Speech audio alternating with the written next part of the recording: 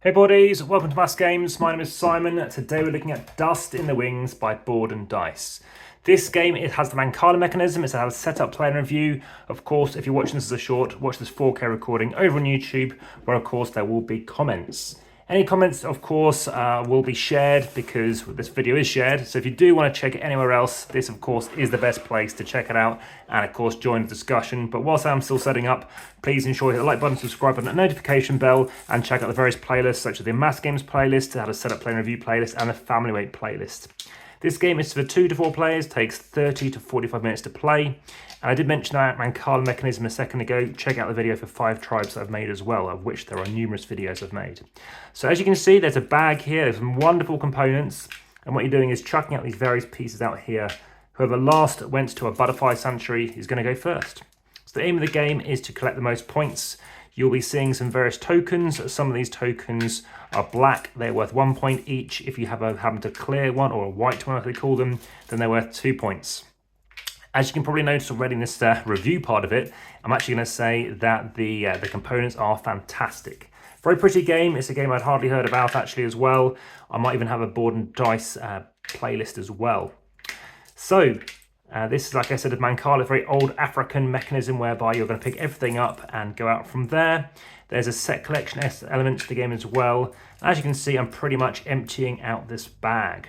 As you can see, there's a few more gaps. So like I said, anytime you see a space, you are chucking on a token. And that's just for initial setup. You can do it however you like. So as you can see, that is now an empty bag. There's nothing left inside of it. It's slightly on the small side, but it's not bad at all. You're then, depending on the number of players, chucking out various of these tokens I just mentioned a second ago about. It's a 2-to-1 ratio, especially as if playing as a 2-player game, whereby you're chucking out twice as many black tokens as white. So you're going to chuck out into this bag, which is basically an end game trigger, 16 black tokens and 8 white tokens. As you can see from the rulebook, it is very thin, and there's various examples that you can do, again, for various player counts. So if you were playing 3 to 4 players, you're placing all 36 scoring tokens in, but as I said, it's just set up as a 2.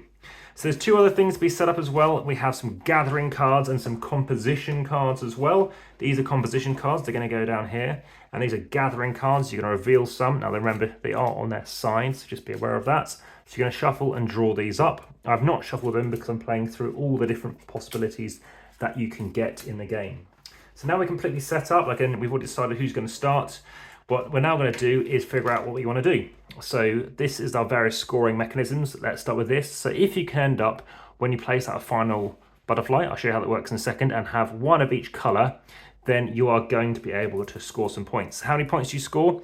Well, as part of setup, you're also going to be placing out one of these gems on each of these spaces.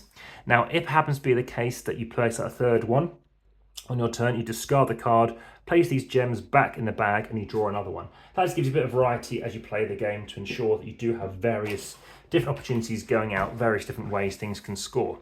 So the quickest one I think we can maybe try and score is something like this. I'll see if this does trigger, but I'll see if it's possible. So the way that's going to work is if we get exactly 2 butterflies, then you can get yourself 1 point. 1 point. If they were the clear ones, it would be worth 2. Let's see what we can do. So this is possible. We can pick up all of these, and then you're going to drop off this here and that here. We've now completed it, so I take this card, and I'll get myself 1 victory point. This is just going off its way, it can be discarded. And then you're going to continue on to the next player's turn. And that is basically how it's going to work. Now, this first step is known as dispersion.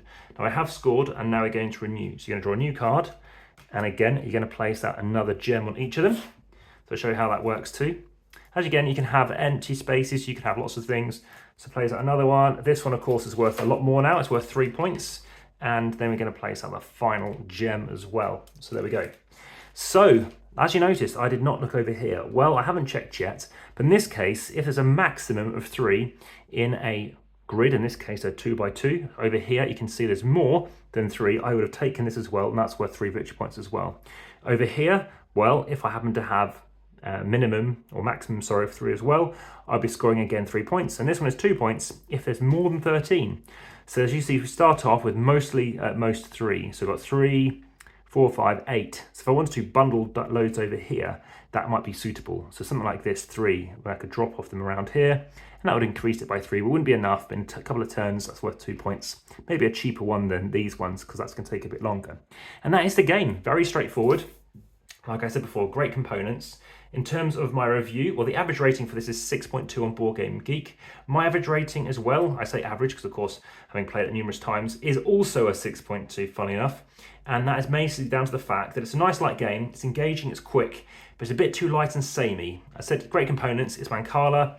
I like the way they have added to it, obviously the Mancala element, but obviously with some set collection and bits and bobs too. Obviously great components is good, it helps the game stand out, but for what you're doing, for other games I'd rather play for its duration, I would just rather play them. You can of course mess people over. If you see someone might be able to get something, you've got to be thinking about that and making sure you can stop them from doing so as well. Again, if you are interested in any kind of competitions, make sure you check out Linktree. There are occasionally competitions there, but they are time sensitive, so they do disappear. If you want to see photos, this is over on Instagram as well, so of course head along over there too. Aside from that, make sure you check out the comments of Best on YouTube as I mentioned for any kind of updates. There's also the podcast, so please like, subscribe and hit the notification bell for that too. Apart from that, this will of course be mentioned there as well. There's discussion over on Facebook, and of course there's Instagram with over 3,000 posts, 3,900 followers at time of recording. That's all for now. So for now, just like to say, back to the table.